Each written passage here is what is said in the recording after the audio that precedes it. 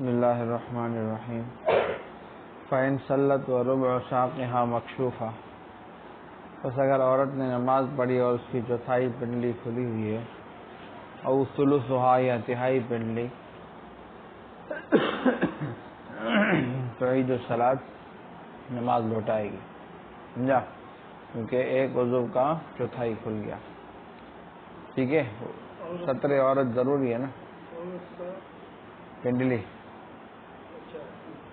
ہاں یہ چوتھائی اگر یا تہائی کھل گیا تو اس کی نماز ہے، کیونکہ اس کا پورا بدن جو ہے وہ ستر میں داخل ہے، سمجھا؟ امام حنیفہ اور امام محمد رحمۃ اللہ علیہ کے نزدیک ان کا نا، اور اگر چوتھائی سے کم ہے لا تعید تو نماز نہیں لوٹائے گی۔ فقال ابو یوسف رحمۃ اللہ علیہ، امام ابو یوسف رحمۃ اللہ علیہ نے فرمایا لا تعید وہ نہیں لوٹائے گی اگر کم ہو نصف سے، کیا آدھے سے کم ہو تو نہیں لوٹائے گی ان کے ہاں۔ وہ دلیل دیتے ہیں کہ للاکثر حکم الکل، کیا ٹھیک ہے، تو جب تک آدھے سے بڑھے گا نہیں تو اکثر حصہ مکشوف نہیں ہوگا، ٹھیک ہے، اکثر حصہ ڈھکا ہوا ہے تو للاکثر حکم الکل۔ ہم کہتے ہیں کہ بھائی بعض احکام میں ربع کو کل کے قائم مقام کیا گیا ہے، جس طرح مسح رأس میں، کس میں سر کے مسح کرنے میں کیا ہے، ربع کل کے قائم مقام ہے، چوتھائی سر کے مسح سے مسح ہو جاتا ہے۔ اسی طرح احرام کے اندر کسی نے حلق کرایا تو ربع اگر حلق کروا دیا تو دم لازم ہو جائے گا، بات آئی سمجھ میں؟ تو امام یوسف رحمۃ اللہ علیہ فرماتے ہیں کہ لوٹائے گی نہیں اگر نصف سے کم ہو، کیونکہ شے اس کو جزینس اس کو وصف لگائی جاتی ہے کثرت کی، جبکہ ہو اس کے مقابلے والی چیز اس سے کم، تبھی تو وہ زیادہ ہوگی نا۔ اور للاکثر حکم اذ ہما، کیونکہ اقل اور اکثر جو ہے وہ من اسماء المقابلہ، اسماء مقابلہ میں سے ہے۔ اور پھر نصف، اور اگر آدھی کھلی ہوئی ہو، آدھی ڈھکی ہوئی آدھی، پھر کیا ہے، تو اس سے دو روایتیں ہیں۔ بس انہوں نے اعتبار کیا ہے خروج عن حد القلت سے، تو کا اعتبار کیا ہے کہ حد قلت سے نکل گئی، اس وجہ سے نماز لوٹائے گی، او عدم الدخول فی ضدہ، اور یا دوسری روایت کہ اس کی نماز ہو جائے گی کیونکہ ضد میں داخل ہے، کثرت میں داخل ہے نہیں ہو۔ ولہما رؤسائے طرفین کی دلیل یہ ہے کہ بے شک ربع یحکا حکایت الکمال، قائم مقام کیا گیا ہے کمال کے، یعنی ہے کہ منقول ہے کمال کے قائم مقام۔ یحکا حکایت الکمال کی معنی میں حکایت کی معنی بھی آئیں گی کہ منقول ہے کما کامل کے قائم مقام ہو کر، کما فی مسح الراس، جیسے کہ سر کے مسح میں، والحلق فی الاحرام، اور احرام میں حلق کرنے۔ فمن رعا، اور دوسری عقلی دلیل یہ ہے کہ جس نے دیکھا کسی اور کے چہرے کو، وہ خبر دیتا ہے اس کو دیکھنے کے بارے میں، اگرچہ نہ دیکھے مگر اس کے چار جوانب میں سے ایک جانب، چار طرف ہے نا، ادھر ادھر آگے پیچھے، ایک جانب بھی دیکھے پھر بھی کہے کہ میں نے زید کو دیکھا۔ والشعر والبطن والفخذ كذلك، اور بال اور پیٹ اور ران اسی طرح ہے، یعنی اس میں بھی چوتھائی کا اعتبار ہے۔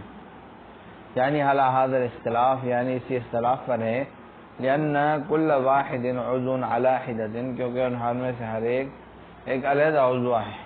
آئی بات سمجھ میں؟ اور بال جو ہے نا، بال، بعض رات نے فرمایا کہ بالوں سے مراد سر کے بال ہیں جو سر میں لگے ہوئے، ٹھیک ہے ٹھیک ہے، کیونکہ غسل کے اندر اگر بالوں کی جڑوں تک پانی پہنچ جاتا ہے تو مینڈیا کھولنے کی ضرورت نہیں ہوتی، تو پتہ چلا کہ اصل چیز کیا ہے جو جسم کے ساتھ لگے ہوئے ہیں۔ تو جواب دیتے ہیں کہ بھائی اس سے مراد جو ہے وہ سارے بال ہیں، جو اب بال سر سے نیچے بھی آ رہے ہوں وہ بھی چوتھائی اگر کھلے ہو نماز نہیں ہوگی، کیونکہ وہ بھی ایک عضو ہے عورت کا، البتہ غسل میں نہ دھونا وہ حرج کو دفع کرنے کے لیے ہے۔ بات آگے سمجھ میں؟ تو اس میں مخالف کی بات نہیں، اپنی بات ہی ذکر کر رہے ہیں، کیا ہے، ہاں صحیح کے ساتھ۔ اول مراد بہن نازل من الراس، اور مراد سے وہ بال ہیں جو اترنے والے ہوں سر سے، یعنی سارے کے سارے بال. وہ صحیح، یہی صحیح ہے. وانما وضع غسلہ فی الجنابہ، اور جو جنہیں ساکت کیا گیا ہے اس کے دھونے کو جنابت میں، لمکان الحرج، حرج کی وجہ سے. والعورت الغلیظہ، اور عورت غلیظہ یعنی شرمگاہ اور قبل و دبر علی ھذا الاختلاف، وہ بھی اسی اختلاف پر ہے کہ چوتھائی اگر ظاہر ہوا تو نماز ٹوٹ جائے گی. سمجھا؟ چوتھائی سے زیادہ، چوتھائی سے زیادہ، چوتھائی اس سے زیادہ. والذکر، اور ذکر کا اعتبار الگ ہے، اور اس طرح خصیتین کا اعتبار الگ ہے. یہ دو عضو ہیں، ایک عضو نہیں ہے. فہذا ہوا صحیح، یہی صحیح ہے. دون الضم، دونوں کو ملا کر ایک عضو نہیں سمجھیں گے. وما کان عورت من الرجل فهو عورت من الامہ، اور جو چیز سطر ہے مرد کی وہی اعضاء سطر ہیں باندھی کے. ٹھیک ہے، وہی اعضاء سطر ہیں باندھی کے، یا ناف سے گھٹنے تک. لیکن کچھ چیزیں زیادہ ہیں. وبطنها وظہرها عورت، اس کا پیٹ اور پیٹھ سطر ہے. پیٹ مطلب گلے سے لے کر نیچے ناف تک، پیٹھ بھی کندھے سے لے کر نیچے ناف کے برابر تک. سمجھا؟ یہ عورت ہے. باقی یہ بازو، یہ پنڈلی اس کی سطر میں داخل ہے باندھی گئی، کیونکہ وہ عام طور پر کام کاج کرتی رہتی ہے مالک کے لیے، تو آتے جاتے لوگ رہتے ہیں تو اس میں حرج ہوگا. اس کو اگر پردے والی کرا دیں تو حرج ہوگا، اور وہ گھر سے باہر بھی نکلتی ہے مالک کے لیے سامان لینے کے لیے. وما سوا ذالک من بدنہا، اور جو اس کے علاوہ اس کا کیا ہے بدن ہے وہ سطر میں داخل نہیں ہے. کیونکہ حضرت عمر رضی اللہ تعالیٰ عنہ کا ارشاد مبارک ہے، کس کو؟ باندھی کو، کہ القی عنک الخمار، اپنے آپ سے دوپٹہ نیچے کرو، یا دفار اے باندھی. ٹھیک ہے. تتشبہین بالحرائر، کیا تم مشابہت اختیار کر رہی ہو آزاد عورتوں کے ساتھ؟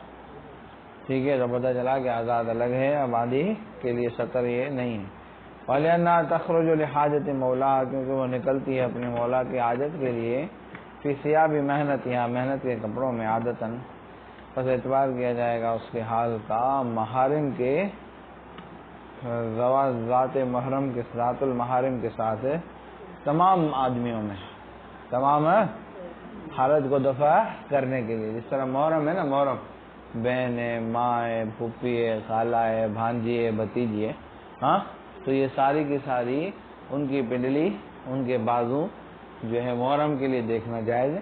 محرم کے لیے دیکھنا جائز ہے، کیونکہ وہ گھر میں موجود ہوتی ہیں، کام کاج کرتی ہیں، بازو اوپر چڑھاتی ہیں برتن دھونے کے لیے، کپڑے دھونے کے لیے، تو وہ کیا ہے اس کے حق میں ایسے ہے. آئی بات سمجھ میں؟ دفع للحرج، حرج کو دفع کرنے کے لیے. چلو بھائی، صلی اللہ تعالی علی حبیب سیدنا محمد وعلی آلہ وصحبہ اجمعین.